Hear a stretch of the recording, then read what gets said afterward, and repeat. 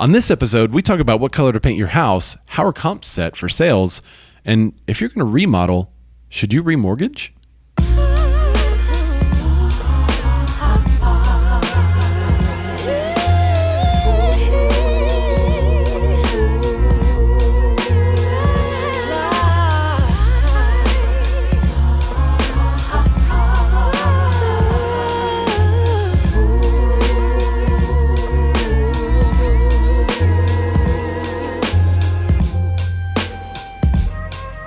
Hello, everybody. Thanks for joining us. This is Ray, and this is the Real Q&A Show, Season 2, Episode number 3. So thanks for checking it out. If you are just joining us, feel free to ask a question in the comments. We'll get to it in another show. We'll be sure to post it, give you a shout out. You can also use the hashtag RealQA, and we'll find it wherever it is on social media. Generally about real estate, though sometimes we have questions that are completely not about real estate that we still answer. So whatever question you have, feel free to submit it. I want to introduce my guest and co-host for the day, Mike Kirby with Made in the Shade Blinds. Mike, thanks so much for joining us today. Thanks for having me. I appreciate it. Tell us a little bit about who you are and what you do. Okay, great. Yeah, as you said, I am the owner of Made in the Shade Blinds. So we sell window coverings, anything that goes on a window, inside or outside, commercial, residential. We like to give our clients basically a complete shopping experience. We have 12 different vendors and manufacturers that we go to, and then we come back with a good, better, and best proposal. Yeah. Basically, I shop like I would want to be shopped for. Okay. And so if you call us, it's easy, and you get a great solution for your windows, and a great price, and a great blind. And that's cool. There you go. And I got to brag, you have been ahead of the curve on this no strings in blinds thing.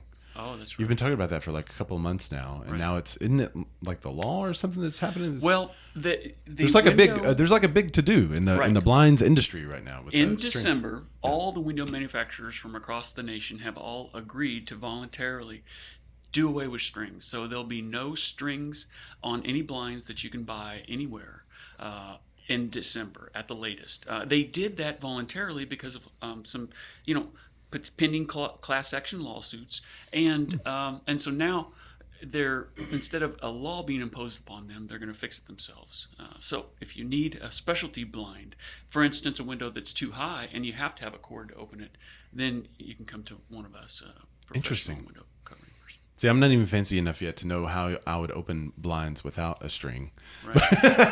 But I know you've been talking about these remotes, and I'm really interested in these remotes. So we may have to check it out on the remodel soon. Yeah, and you can see our van driving around with the purple kayak on top. It says, Alexa, lower my blinds. So we have a lot of voice control. That is cool. Motorized solutions. So if someone was listening to the audio version of this show in their house, they potentially just lowered all of their blinds. That's right. So that's awesome. Okay, so without further ado, why don't we get into the show? What's the first question, Mike? Kristofer Phipps asks on Facebook, what is the best way to tackle a home remodel? Remortgage? That's a great question. So Kristofer bought an awesome home through us. Someone else came to me the other day and they said, "Hey, we're thinking about selling." And I went, "Oh no, you bought so soon." And they're like, "That was 4 years ago." So it seems like just yesterday that Kristofer bought it. But he had a massive amount of 3 layers of wallpaper that he's removed, and now he's going to start the next phase. So this is a really interesting question. There's a couple of different ways to tackle it, but before you do, I encourage you to get a comparative market analysis and see what your home is worth today. And also, you want to know what the other homes in the neighborhood and area have done, because what you don't want to get into, no matter how you get the money or where the money comes from, you don't want to over improve your home. So you want to improve it to just above the level of the one that's probably improved the most in your neighborhood. If you could do that, you could do it on a discount or a deal, then that's what you want to look for. Now, where the money comes from is a little bit up to you. If you have enough equity in your home, you could take out a home equity line of credit. You could get access to about 80% of those funds normally. Kind of depends on your lender and what their specifics are, but normally it's around 80% of the funds that your home's appraised for a home equity line of credit, depending on what is available. So that's essentially kind of like a remortgage. You could also just take out a bank loan. So you could apply for a loan for a remodel. There are several banks that have remodel programs. Some of them are kind of like new construction loans. It's real similar to that, where you'll have a contractor come in and give you a quote. They will also kind of say your house should be worth about this much. They'll get an appraisal on your home to say this is about what your home would be worth after the remodel. Generally, those appraisals come in a little higher than reality, though. So I'll just give you a heads up on that. Then you have access to some of those funds to use through the bank. So those are kind of the avenues that I would look at, either a private loan or a mortgage loan, using your home equity line, or a remodel, kind of the remodel loans, what you were talking about. That's great. Matt Weaver asks on Facebook, how are comps set for properties? So comps are generally properties that have sold within the last 6 months or so within the area, usually the neighborhood or within a 1 mile radius. And they're going to be plus or minus maybe 300 or so square feet. And the reason why I say or so is because it's not a real set standard. It kind of depends on the homes that have sold and what the appraiser is looking at. But that's how comps are set, is they look for similar size, similar style, similar area, and then similar features. So the features are bedrooms, bathrooms, the finish level of the home. They will account for like a full kitchen remodel. If there's a home that's had a full kitchen remodel versus homes that all have dated remodels or a dated kitchen, then an appraiser could give you more value on that. Bathroom remodels the same, a full home remodel, of course, the same. But if you have an unfinished basement that's heated and cooled, you may not get the full value of the square footage there. So also kind of take a look at your square footage and see what you're looking at there. So that's it.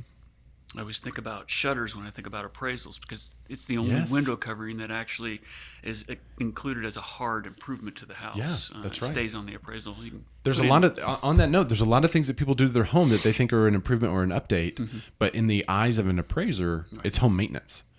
And they don't really give value for working AC. Even though it's brand new, there's not a whole lot of value there.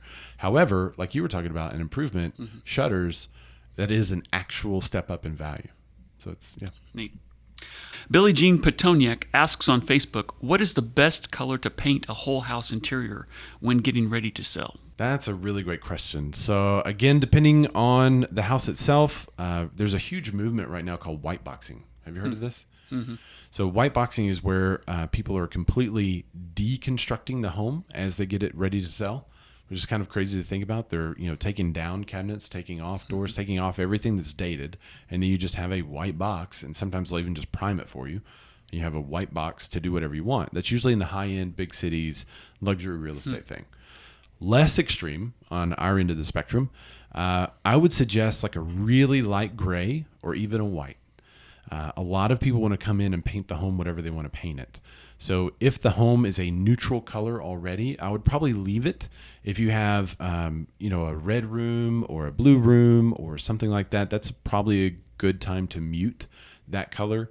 Somebody's going to come into that kid's bedroom that's currently painted pink, and they're going to say, hey, this is a perfect bedroom for little Jimmy, and we're going to paint it green. But when they walk in and it's pink, they can't see little Jimmy's green, right? But if it's white or light gray, then they can see that. So if you go light gray, go with a white on the trim, and probably not a chalk white, more like I call it a vanilla white. It's not, it's kind of, it's got a little bit of brown in it, but it's not. But compared to like a chalk white, it looks a lot richer. So I would say almost like a vanilla white on the trim. You could go with a grayish, and that's going to go with browns as well. So in a room that has a lot of brown furniture, that color is going to look more earth toned. Whereas if you went with a blue gray, then that's going to really not match what's in there. So I would say either a very light gray, very light grayish, or even white are still good colors to paint something to get it ready for sale. You're wanting to create a blank canvas in a less extreme version than white boxing in order to sell the home, move it fast. That's great. So that's the 3 questions that we have for this episode. Mike, do you have a question to ask? I think I'm good. I Okay. learned a lot. Good. Well, and thanks for joining us on the show. Sure. I'm always amazed at Mike's knowledge and what he has to offer on the window coverings. I never knew they were so intense. But there is a lot to think about. Like even when we were talking about the odd-shaped windows. Right. Like, how do you, you have a window that's facing the way the sun comes up. It's super hot, and you need some kind of odd shaped window cover. How do you? So there's a lot of questions. If you have questions for Mike, you can also put them on the episode. I will tag Mike in your question, make sure he gets the question, or you can just click his name, and wherever we post this, there'll be a link there to contact Mike. So. And on that, we actually have an Ask a Designer button on our website too. So my business partner is a 23-year experienced designer. So if you have a question, it doesn't have to be related to window coverings or a sale, even a color about paint selection. He's there, and you can just hit that button and type your question. You'll get an answer. That's cool. Yeah. Well, thanks for joining us on the show. Thank you. And thanks so much for asking questions. Again, if you have questions, you can use the hashtag RealQA. You can put it in the comments. You can put it anywhere on social, and we'll find it. So thanks for joining us. We'll see you next time.